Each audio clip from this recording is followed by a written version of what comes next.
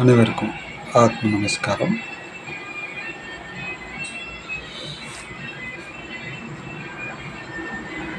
நம்ம ஃபோனில் ஒரு ஐயா தொடர்பில் வந்தார். எங்களுடைய பயிற்சியில், இந்த சித்தரித்த பயிற்சியில் 25 வருஷத்துக்கு மேலாக ஜபம் செய்து கொண்டிருக்கக்கூடிய ஒரு நண்பர். வயசு அவருக்கு 75.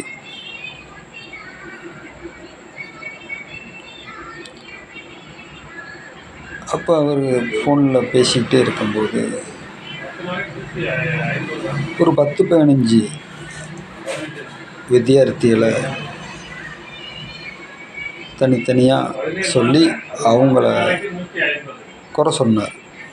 அத்தனை பேரையுமே குறை தான் சொன்னார், யாரையுமே நிறைவாக சொல்லலை. அவங்க நடத்தக்கூடிய ஆசிரமங்களையும் அங்கே நடக்கக்கூடிய சம்பவங்களையும் குற்றங்களாகவே வர்ணித்தார். அப்போ ஒரு 2-3 நாளாக அவர் தொடர்பில் வந்துக்கிட்டு இருக்கார். அவர் கூட நான் பேசிக்கிட்டே இருக்கேன். அப்போ நாம் திடீர்னு காசி கிளம்புறோம். பேச்சுவாக்கில் இந்த வார்த்தையை அவர்கிட்ட சொல்லிவிட்டேன், ஏன் நான் காசி கிளம்புறேன் அப்படின்ட்டு. ஏன் நானும் வரேன் அப்படின்ட்டார். ஏன்னா அவர் நம்மளுக்கு அறிமுகமே இல்லை. நம்மளை இன்னொரு அண்ணா அழைச்சிட்டு போகிறாரு. அப்போ நம்ம எப்படி இவரை சொல்கிறது அப்படின்னா, இல்லை நீங்கள் சொல்லுங்கள், இல்லையா அப்படி சொல்கிறதுக்கு வாய்ப்பு இல்லை, அது நல்லா இருக்காதியா, முறையாக இருக்காதியா.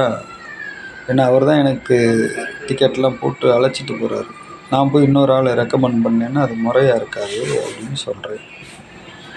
அப்போ அவர், இல்லை நீங்கள் ஃபோன் நம்பரை கொடுங்க, நான் பேசிக்கிறேன் அப்படின்னாரு. நான் ஒரு செகண்டு கூட யோசிக்கலை. ஐயா ரொம்ப ஆசையாக இருக்குது, இந்த வாய்ப்பை விட்டால் என்னால் காசியை பார்க்க முடியாது அப்படின்ட்டாரு. சரி, அதுக்கு நம்ம தடையாக இருக்கக்கூடாதுன்னு உடனடியாக ஃபோன் நம்பரை கொடுத்துட்டேன்.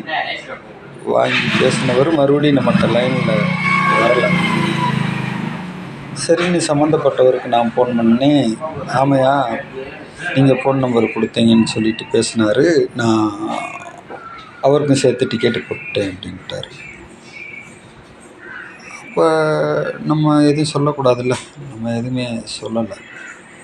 சரி லைட்டு, அப்படியே பயணம் ரெடி ஆயிடுச்சு.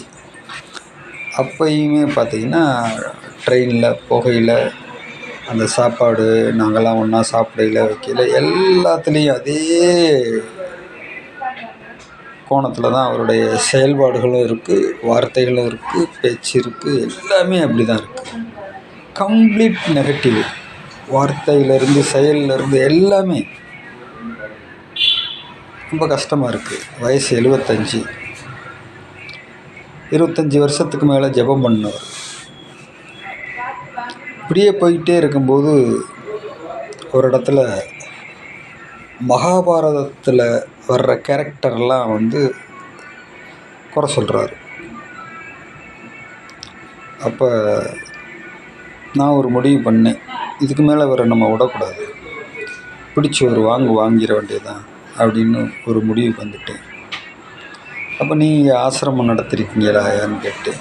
இல்லைன்னாரு. ஏன் நடத்தலை அப்படின்னு. நடத்தி பார்த்தா தயா தெரியும்.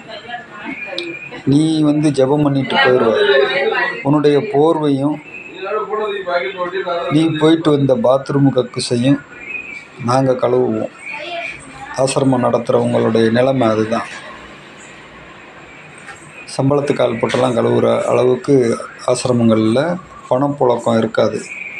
ஏன்னா சாமி அப்படி தான் சிஸ்டம் எங்களுக்கு சொல்லி கொடுத்துருக்குறாரு. இங்கே தலைவர்னு சொல்கிறவனை தேடி தான் பிடிக்கணும். ஏன்னா துண்டை கட்டிக்கிட்டு சமையல் அறையில் வேலை பார்த்துட்ருப்பான். அப்போ நீ இதுவரைக்கும் இத்தனை பேரை சொல்லியிருக்க, யாரையாவது ஒரு ஆளை நீ பாசிட்டிவாக எடுத்திருக்கியா? அப்போது உன்னுடைய மைண்ட் செட் எப்படி இருக்குது? எல்லாத்தையுமே நெகட்டிவாகவே பேசுகிற. நீ ஆசிரமம் நடத்தி பார்த்துருக்கியாப்பா அப்படின்னு சொல்லி பேச ஆரம்பித்தாச்சு. போய்கிட்டே இருக்குது. பெரிய அளவில் விவாதம் போய்கிட்டு இருக்கு.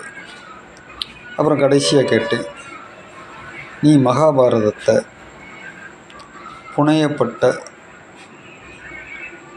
புராணமாக பார்க்குறியா அல்லது சம்பவித்த சம்பவமாக பார்க்குறியா, நிகழ்வாக பார்க்குறியா கேட்டேன். அதென்ன அப்படி கேட்டுட்டீங்க, அதான் அங்கங்கே தடயங்கள்லாம் இருக்குல்ல அப்படின்னாரு. ரைட்டு, அப்போ நீ சம்பவமாக தான் பார்க்குற. ஏன்னா நீ எப்படி பார்க்குறேன்றதை தெரிஞ்சுக்கிட்டு அதை பிடிச்சி தான் நான் உள்ளே வரணும் உங்கள்கூட பேசுகிறதுக்கு. சரி, ரைட்டு. அப்போ சம்பவம்னு சொல்கிற அந்த சம்பவத்தை எதுக்காக நிகழ்த்தியிருப்பாங்க? மக்களுக்கு அறிவு போதிக்கிறதுக்கு தான் அந்த சம்பவங்களை சம்பவிச்சிருப்பாங்க. அதில் இருக்கக்கூடிய கேரக்டர்ஸில் எப்படி வடிவமைச்சிருப்பாங்க. அப்போ சம்பவத்துக்கு தான் அவங்க மக்களை அறிவுபூர்வமாக உருவாக்குறதுக்கு தான் அந்த கேரக்டர்ஸ் எல்லாம் அவங்க உருவாக்கியிருப்பாங்க. அப்படி இருக்கும்போது நீ கேரக்டர்ஸ் எல்லாம் குறை சொல்கிறையே, நீ என்ன அவ்வளோ பெரிய ஆளா அப்படி? அப்போ அவங்க கூட நான் பேசலப்பா, பேச்ச விட்டுருப்பா, உனக்கு எனக்கும் பேச்சில்லப்பா அப்படின்னு அந்த இடத்துக்கு வந்துட்டார். எதுக்காக நம்ம இதை பற்றி பேசுகிறோம் அப்படின்னா, ஜெபம் 30 வருஷம் கூட பண்ணலாம், ஆனால் எப்படி ஜெபிக்கிறாங்கன்றது தான் இருக்குது. சில பேர் நுனி நாசியிலேயே ஜெபிச்சுக்கிட்டு இருப்பாங்க காலம்பூரா. யார் கற்றுக் கொடுத்தாங்களோ அவங்க கூட தொடர்பில் கூட இருக்க மாட்டாங்க. அப்போ அந்த ஆழமான சுவாசத்தை அவங்க எடுத்து அதை கையாளணும். அந்த ஆழமான சுவாசம்தான் அவனை அடுத்த கட்டத்துக்கு நகர்த்திக்கிட்டு போகணும். விசேஷ ஞானி இல்லறத்தில் இருந்து ஜெபம் பண்ணி நிலையை அடையக்கூடியவன் விசேஷ ஞானின்னு சாமி சொல்கிறார். அப்போ அந்த விசேஷமான ஞானத்தை அடைகிறதுக்கு கொடுக்கப்பட்ட ஜெபத்தை வாங்கிட்டு அந்த அடையாளங்களோட நுனி நாசியில் ஜெபிச்சுக்கிட்டு இருக்கிறவங்க அவங்களுடைய அந்த குணநிலங்கள் மாறாமல் அப்படியே அந்த அறவேக்காட்டுத்தனத்தோட அவங்க பயணம் தொடர்ந்துக்கிட்டு இருக்கு. இது 3 நாளோ 5 நாளோ பட்டினி கிடந்து ஜெபம் பண்ணி அந்த ஆழமான சுவாசத்தை கண்டறிஞ்சு எடுத்து ஜெபிச்சா அந்த நோயை அறிஞ்சிட்டாங்க, ஜெபத்தை விட மாட்டாங்க.